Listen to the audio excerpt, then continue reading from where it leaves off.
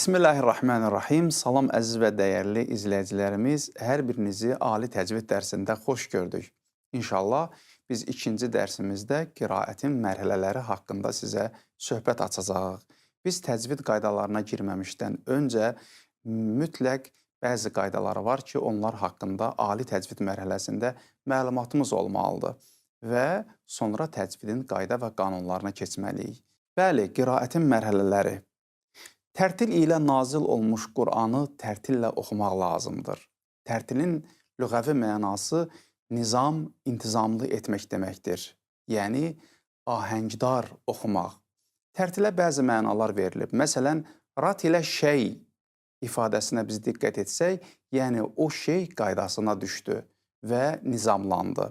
Və ya rat ilə kələməhu sözü müntəzəm və bir-birinin ardınca səbirlə, anlayışlı şəkildə və tələsmədən əda etmək deməkdir. Bu, tərtilin mənasıdır.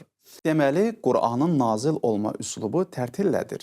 Tərtil dedikdə zehnimizə tədricən, yavaş-yavaş və aram-aram tələsməmək anlayışları gəlir. Müzzəmmil surəsinin 4-cü ayəsində Allah Taala belə buyurur: "Varattilil Qur'ane tərtilə", yəni Qur'anı tərtillə oxu. Burada söhbət Qur'anın qiraətinin üslublarından gedir. Maraqlıdır ki, Peyğəmbər sallallahu buyurur: Allahu Taala Qur'anı nazil olduğu kimi oxumasını sevir. Belə ki, tərtil sözünün təfsiri və izahı haqqında çox sözlər deyilib. İbn Abbas deyir, tərtil yəni Qur'anı izah et, açıqla və daha da aydınlat. Bu haqda çoxlu sözlər deyilib, amma sözlərin ən gözəlin Mövlamız Həzrəti Əli ibn Əbi Talib əleyhissalam buyurub: "Ət-tərtilu ədəul huruf və hifzul vuquf." Tərtil hərflərin ədasını, yəni deyilişini gözəlləşdirmək və vəqf ibtida qaydalarına riayət etmək deməkdir. Amma biz gəlin tərtilin mənasına baxaq. Ayələr və müxtəlif təriflər məzmusundan qiraətdə olan tərtilə belə tərif vermək olar: Qur'anı qısa-qısa və ahəstə şəkildə ayələrin mənasını düşünərək oxumaqdır. Bu, tərtilə verilən ən gözəl mənalardan biridir. Quran elə oxunmalıdır ki, bütün təcvid qaydalarına, vəqf və ibtidaya riayət olunmalı və ayələrin məna və məfhumunun anlaşılmazlığından çəkinməlidir. Ona görə də Quranın hansı sürətlə oxunmasından asılı olmayaraq tərtil çərçivəsindən kənara çıxmamalıdır. Tərtilə riayət etmək baxımından Quran ayələrinin qiraəti 3 mərhələyə bölünür. Baxın, bizə əsas bu hissələr artıq dərsimizdə önəmlidir.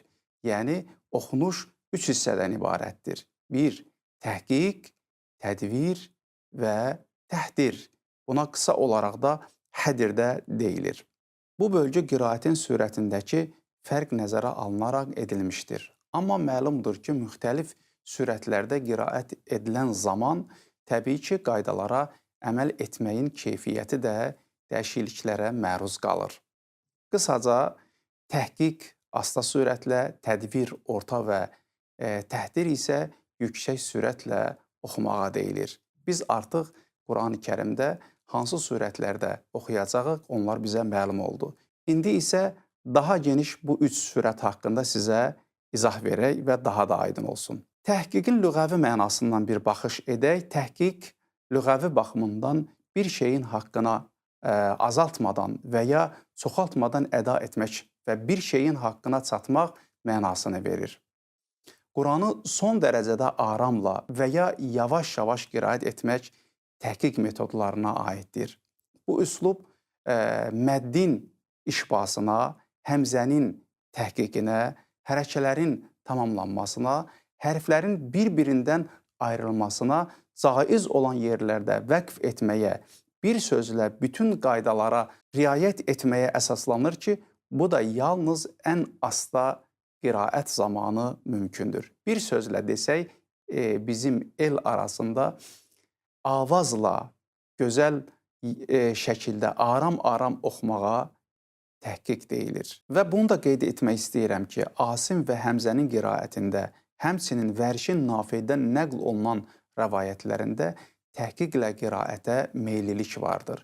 yəni bu 3 qarinin qiraətində daha çox təhqiqə yer verilmişdi ki, hal-hazırda dünya qariləri bunun nümunə bir göstəricisidir ki, onlar təhqiqlə necə oxuyurlar və hansı qiraətlərdə, rivayətlərdə oxuyurlar. Və çatdıq ikinci metod tədvir.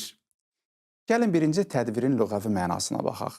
Tədvir lüğəvi baxımından əhatə etmək, dövr vurmaq, ətrafında dolanmaq və çevirmək deməkdir. Qiraət baxımından orta sürətlə oxumaq, yəni nə təhqiq kimi yavaş, nə də təhdir kimi sürətlə qiraət etməkdir. Aydındır ki, təhqiqlə müqayisədə bu metodla daha çox ayələr oxunur. Qarilərin əksəriyyəti də tədvir metodundan istifadə edir. İbn Amir və Kəsai kimi mədd-i munfəsili işbah həddinə çatdırmadan orta səviyyədə oxuyan qarilərin çoxu tədvirə meyilli olurlar. Bu insanlar arasında tərtil kimi tanınan həmin məşhur metoddur. Əslində isə tərtil qiraətin xüsusi mərhələsi deyil. Əksinə, bütün qiraət mərhələlərinə hakim bir ruh olduğu halda niyə tədvir metodu tərtil olaraq tanınıb? Çox güman ki, tədvir metodu tərtilin ən üstün növü olduğu üçün onu tərtil adlandırılmışlar. Bu tərtil haqqında və ya tədvir haqqında verdiyimiz məna. Amma gəlin görəyin, tədvir metodu ilə qiraətin üstünlükləri hansılardır? Birinci, təcvid qaydalarına xələl gətirəcək sürət yoxdur. İkinci, təhqiqdəki kimi az ayə oxunacaq qədər də aşağı sürət deyil. Üçüncü, əlbəttə ki, hərflərin təcvidi və vəqflər düzgün şəkildə həyata keçirilir. 4. Ən əsası isə ayələrin mənaları haqqında düşünmək üçün fürsət yaranır. O üzdən qarilərin bəziləri tərtil metodunu daha da üstün hesab edirlər ki, həm çoxlu ayələr oxunur, həm də çox sürətli deyil, eyni zamanda nə də təhqiq kimi çox da ahəstə deyil. Üçüncü metod isə təhdir, yəni hədr. Gəlin hədrin və yaxud da təhdirin lüğəti mənasına baxaq. Lüğətdə endirmək mənasını verir. Hədr sözü aşağı enmək, enişdə hərəkət mənasını verir. Hədur eniş deməkdir və bu da dolayı yolla sürətin artmasına dəlalət edir. Yəni enişdə daha sürət çox olduğuna görə buna hədir də deyilib. Hədir terminoloji baxımından Quran-ı Kərimi təcvid qaydalarına tabe olmaq şərti ilə, yəni baxın, burada da təcvid qaydaların mütləq şəkildə qeyd edir. Çox sürətli oxumaqdır. Aydındır ki, bu metodla oxunuşda təcvid qaydalarına təhqiqdəki kimi riayət etmək olmayacaq. Əlbəttə, bunu da nəzərə almaq lazımdır ki, hədirlə qiraət etdikdə heç də təcvid qaydalarına vəqf və ibtidaya əməl olunmadığını söyləmək olmaz. Yəni, biz bunu hafizlərdə daha çox görürük ki, onlar hədirlə oxuyurlar. Yəni, gündə daha çox Quranı təkrarlamaq onlara vacibdir və bu üzdən onlar məcburdurlar ki, hədir qaydası ilə Quran-ı Kərimi təkrarlasınlar, hifzlərini yeniləsinlər. Amma bu o demək deyil ki, onlar təcvid qaydalarına riayət etmirlər. Xeyr, bu belə deyil. Onlar rahatçılıqla təcvid qaydalarına da riayət edirlər. Amma hədirlə oxumağı kimlər üstün bilirlər və hansı səbəb gətirirlər ki, hədirlə oxusunlar Quran-ı Kərimi? Quran-ı Kərimdə belə bir ayə var. Mən cəə bil həsənəti fələhu əşru əmthəlihə. Hər kim bir yaxşılıqla gəlsə, biz 10 yaxşılıq əta edərik ona. Bu sözü dəlil gətirərək onlar deyirlər ki, Peyğəmbərimiz buyurub, Allah Taala Quran oxuyanın hər bir hərfinə bir savab verər və bir günahın bağışlayar. O üzdən biz nə qədər Quranı çox oxuyarıqsa, o qədər daha çox savab qazanmış olarıq və daha çox günahlarımızı bağışlatmış olarıq. Bunu dəlil gətirərək hədir qaydasından istifadə edirlər. Amma Quranın başqa ayəsində və Qur'anən fəraqnahu litəqra'ahu alən-nasiyə alə muktin və nəzzəlnahu tənzilə. İnsanlara aramla oxuyasan deyə biz Quranı hissələrə ayırıb ayə-ayə, surə-surə göndərdik. Biz onu tədricən nazil etdik. İsra surəsi 106-cı ayə. Yəni bu ayədən biz belə başa düşürük ki, Allah Taala Qur'anı bizdən daha aram-aram oxumağı istəyir. Təhqiq və tərtilin fərqləri. Bütün deyilənləri nəzərə alaraq bu iki termin arasında nə fərq olduğunu soruşduqda belə bir cavab vermək olar. Əvvəldə qeyd etdiyimiz kimi tərtil heç də qiraətin başqa mərhələlərinin yanında xüsusi bir mərhələ deyil. Əksinə, qiraətin bütün mərhələlərinə hakim olan bir ruhdur. Bu tərtilə verilən bir cavabdır. Əslində, hər üç mərhələdə Qur'an tərtillə oxunmalıdır. Həm təhqiq, həm tədvir, həm də təhdir. Amma hər tərtil təhqiq deyil. Çünki tədvir və ya hədir də tərtil ola bilər. Tərtilin lüğəvi mənası yerli yerində uyğun və gözəl bir şəkildə söyləməkdir. Termin olaraq Qur'an-ı Kərimi ağır-ağır, aramla hər bir hərfin məxrəcindən tələffüz etməkdir. Təcvid qaydalarına uyğun olaraq anlaya-anlaya oxumaqdır. Yeri gəlmişkən, biz təcvid sözü eşitdik. İndi isə gəlin artıq təcvid mərhələsində təcvidin lüğəvi mənasına baxaq.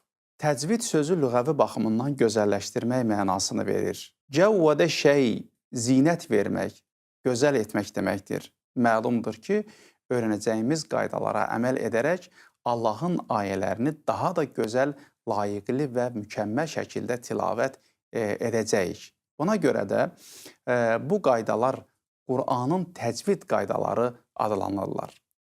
Hər bir hərfi öz məxrəcində, həmin hərfin sifətlərinə və hökmlərinə riayət etmək, tələffüz etməyə təcvid deyilir. Bir sözlə təcvid bəhs edir hərflərin məxrəcindən, hərflərin sifətlərindən və hərflərin hökmlərindən. İnşallah biz bu dərslərimizdə bunlar haqqında, yəni məxrəclər, sifətlər və hökmlər haqqında geniş bir izahlar verəcək Allahın izni ilə. Əlavə izah olaraq bunu belə deyərik. Hər bir hərfin təklikdə iki xüsusiyyəti var. Əvvəla tələffüz orqanlarında hər bir hərfin xüsusi bir məxrəci vardır. Yəni xüsusi bir məxrəcdə yaranır. Amma bu kifayət etmir. Çünki bəzi məxrəclərdə bir neçə hərf çıxdığı üçün başqa xüsusiyyətlər də olmalıdır ki, eyni məxrəcli hərflər bir-birindən fərqlənsin. Bu ikinci xüsusiyyət hərfin sifətləridir ki, buna da hərfin haqqı deyilir. Yəni, bir hərfin haqqı var, bir də hərfin müstəhəqqi var. Misal üçün, sin və z hərfləri eyni məxrəcdə yaranır. Amma onların biri bir-birindən sifətlər fərqləndirir. Z hərfi cingiltili, sin hərfi isə kar samitdir. Hərf tək işlənmir və həmişə başqa hərflərin yanında gəlməlidir. Hərf sözün daxilində olarkən sakin və ya hərəkəli olmasından, hərəkənin növündən, ha belə yanındakı hərfdən asılı olaraq müxtəlif hallar vəziyyəti qəbul edir. Məsələn, bəzən gizli olur, buna ixfa deyirlər, bəzən idğam olur və bəzən də səs qalın, yəni təfximlə olur. Bəzən də səs incə olur, yəni tərqiq olur. Bu müxtəlif hallar hərflərin hökmləri adlanır.